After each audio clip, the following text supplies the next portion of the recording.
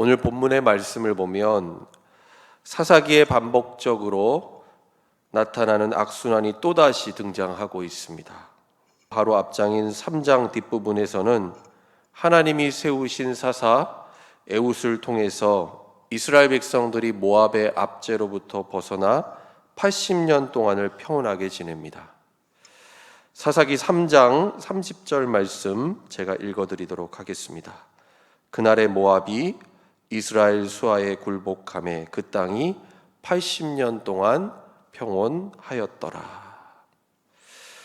여러분, 그런데 문제는 사사 에훗이 죽고 얼마 지나지 않아서 곧바로 일어나게 됩니다. 오늘 우리가 읽은 본문 사사기 4장 1절 말씀을 보시기 바랍니다. 에훗이 죽으니 이스라엘 자손이 또 여호와의 목전에 악을 행하매. 여러분, 1절 말씀 가운데 또라는 표현이 중요합니다. 또 다시 이스라엘 백성들이 오랜 평안함 속에서 하나님을 잊어버리고 하나님을 배반하며 죄악과 불순종의 길로 가고 말았다라는 사실입니다.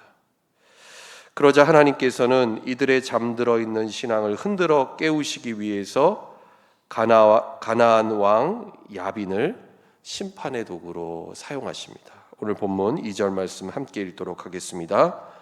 여호와께서 하솔에서 통치하는 가나안 왕 야빈의 손에 그들을 파셨으니 그의 군대 장관은 하롯셋 학고임에 거주하는 시스라요.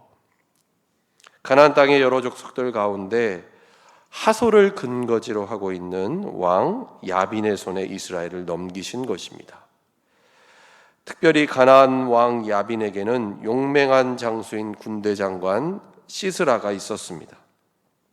뿐만 아니라 이들에게는 이스라엘이 갖고 있지 않은 강력한 무기가 있었는데 그것은 바로 철로 만든 병거였습니다. 이스라엘과 가나안 왕 야빈의 군대를 객관적인 전력상에서 비교해 봤을 때 한마디로 백전백패의 결과가 자명했다라는 것입니다. 그래서 이스라엘은 결국 어떻게 됩니까? 오늘 본문 3절 말씀 함께 읽겠습니다. 야빈 왕은 철병거 900대가 있어 20년 동안 이스라엘 자손을 심히 학대했으므로 이스라엘 자손이 여호와께 부르짖었더라. 무려 20년 동안 가나안 왕 야빈의 핍박과 압제 가운데 이스라엘 백성들이 살게 되었다라는 것입니다. 자신의 힘으로는 아무것도 할 수 없고 더 이상 견디기 힘들 만큼 이들의 압제가 심할 때 그제서야 이스라엘 백성들은 하나님이 보였고 또 하나님 앞에 나아가 간절히 부르짖습니다. 그리고 바로 그때 하나님께서 이스라엘 백성들을 구원해 주시는데 구원의 도구로 하나님께서 세우신 사람이 있었습니다. 오늘 본문 4절 말씀 함께 읽겠습니다. 그때에 랍비돗의 아내 여선지자 드보라가 이스라엘의 사사가 되었는데, 이스라엘의 사사로 세우신 사람은 다름 아닌 랍비돗의 아내 여선지자 드보라였습니다. 여러분, 원문을 직역하면 이 구절을 다음과 같이 표현하고 있습니다. 랍비돗의 아내 여선지자 여자 드보라 그녀가, 이렇게 표현하고 있습니다. 여러분, 무엇을 강조하고 있는 것일까요? 하나님께서 세우신 사사가 바로 여자라는 사실이었다라는 것입니다. 이런 질문 해볼 수 있죠. 여자가 왜요? 어때서요? 여러분, 잘 생각해 보시기 바랍니다. 오늘 본문의 배경과 상황이 되고 있는 시대는 구약 시대, 세상적인 기준으로 본다면 고대 근동이었습니다. 당연히 어떤 사회였을까요? 남성 중심의 사회였습니다.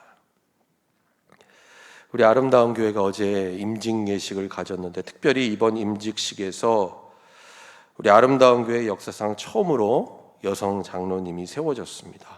여러분, 이미 오래전에 다른 교회에서는 여성 장로님들이 교회 리더로 이미 오래전에 세워졌고, 또 우리 교회가 조금 늦은 감이 있기는 하지만 참 감사한 일이 아닐 수 없습니다.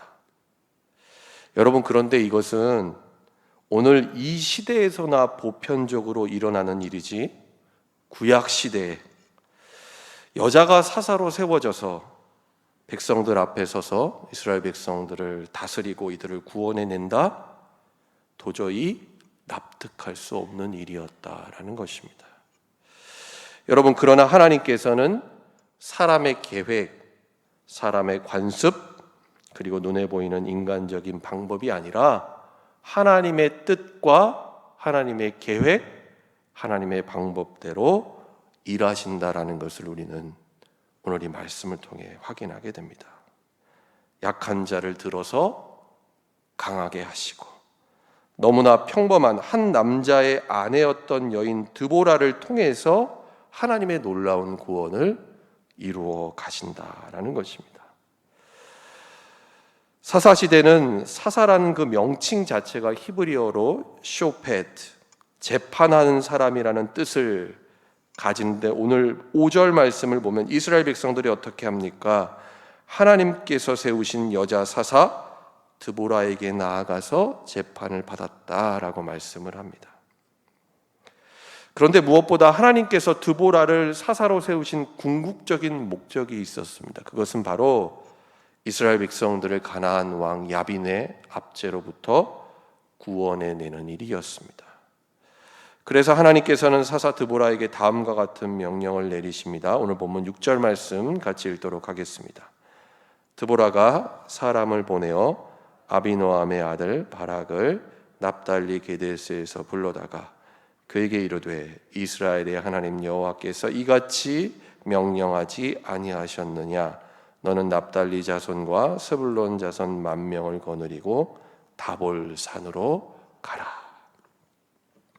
바락이라는 사람을 납달리 게데스에서 불러서 그로 하여금 납달리 자손과 스불론 자손 10,000명을 이끌고 다볼 산으로 가라는 것입니다.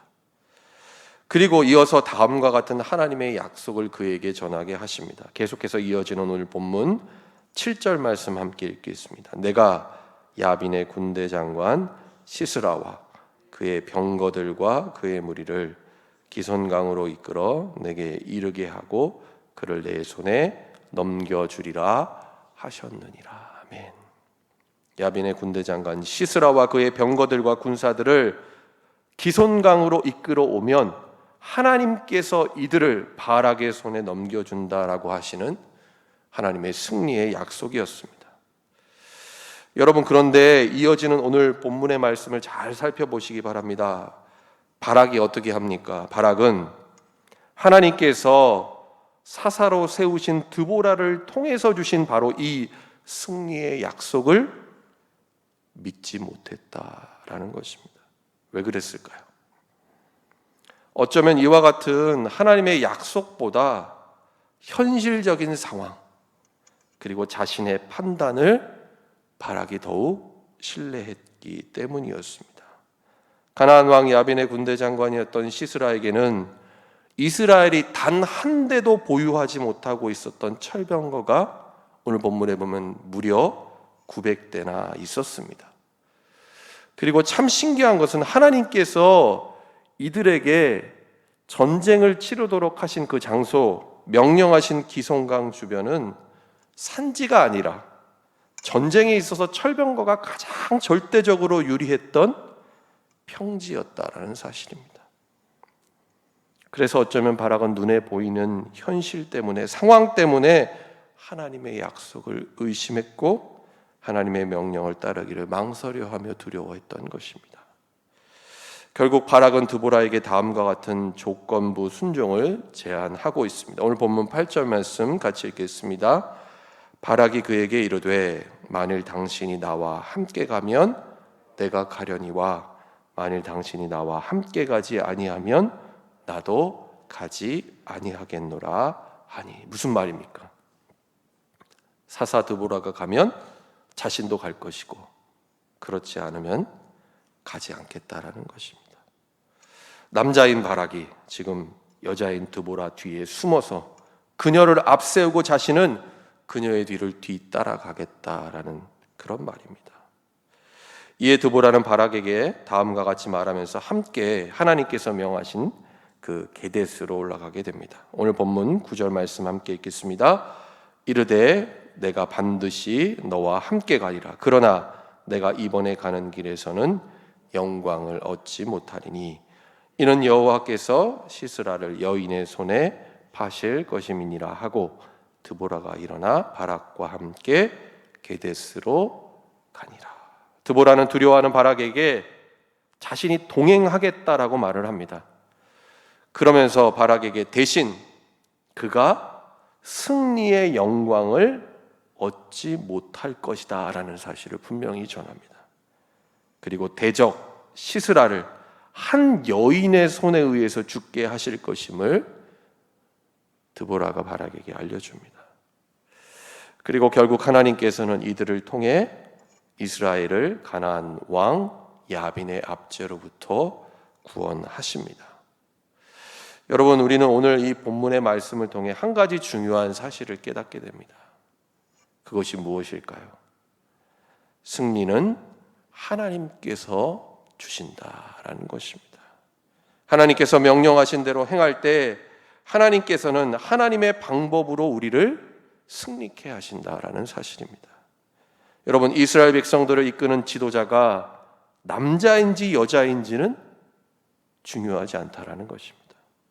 그리고 이들에게 철병거가 있는지 없는지, 그리고 이들의 군대의 숫자가 많은지 적은지 또한 그리 중요한 것은 아니었다라는 것입니다. 비록 우리가 작고 연약할지라도 하나님만을 온전히 믿고 의지하며 순종할 때 하나님께서는 우리와 함께 하시고 우리를 승리케 하신다라는 것입니다. 오늘 본문의 여자 사사로 세워져서 이스라엘 백성들을 이끌고 하나님의 일을 감당했던 드보라가 바로 그러했습니다. 여러분, 하나님께서 사용하시는 사람은 어떤 사람입니까?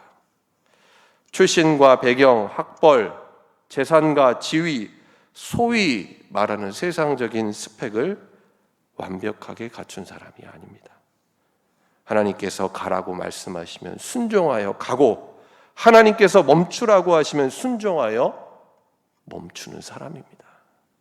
불안한 상황과 어려운 현실 속에서도 하나님께서 주실 승리의 약속을 바라보고 또 믿으며 담대하게 믿음으로 나아가는 사람을 하나님께서는 사용하신다라는 것입니다. 바로 오늘 본문의 여자 사사 드보라와 같은 사람입니다. 사랑하는 여러분, 하나님께서 허락하신 오늘 하루의 삶을 살아갈 때, 그리고 새롭게 시작하는 이번 한 주간의 삶 속에서 오늘 우리에게 주신 이 말씀 기억하며 하나님 앞에, 그리고 하나님의 말씀 앞에 믿음으로 순종하는 저와 여러분 될 수 있기를 바랍니다. 여러분, 우리가 믿는 하나님은 철병거가 아니라 지극히 작고 아무것도 아닌 것, 사사기 3장 말씀에 보면 이런 말씀이 나옵니다. 소를 모는 막대기 하나로도 블레셋 대적을 600명이나 물리치게 하실 수 있는 전능하신 하나님이 우리가 믿는 하나님이심을 여러분 분명히 기억할 수 있기를 바랍니다. 오늘 하루도 우리가 앞서 찬양했던 것처럼 하나님의 전신갑주를 입고 십자가 군병되어서 우리의 대장 되신 예수 그리스도를 따라 믿음의 길, 영광스러운 승리의 길을 주님과 함께 걸어가는 저와 여러분 될 수 있기를 예수님의 이름으로 간절히 축원합니다. 기도하겠습니다.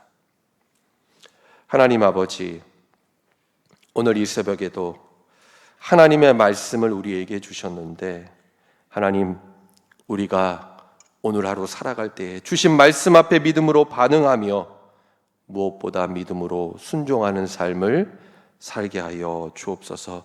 하나님, 우리 앞에 놓인 상황과 조건, 인간적인 생각과 지혜, 우리의 모든 판단을 주님의 말씀 앞에 다 내려놓게 하시고 하나님께서 하나님의 방법으로 우리를 승리케 하신다라는 것을 믿으며 하나님만을 바라보고 의지하게 하여 주옵소서. 하나님, 오늘 하루도 그리고 새롭게 시작하는 한 주간의 삶을 살아갈 때에 주신 말씀 붙잡고 하나님의 전신갑주를 입고 십자가 군병되어서 우리의 대장 되신 예수 그리스도를 따라 주님과 함께 승리하는 삶 살게 하여 주옵소서. 예수님의 이름으로 기도드립니다. 아멘.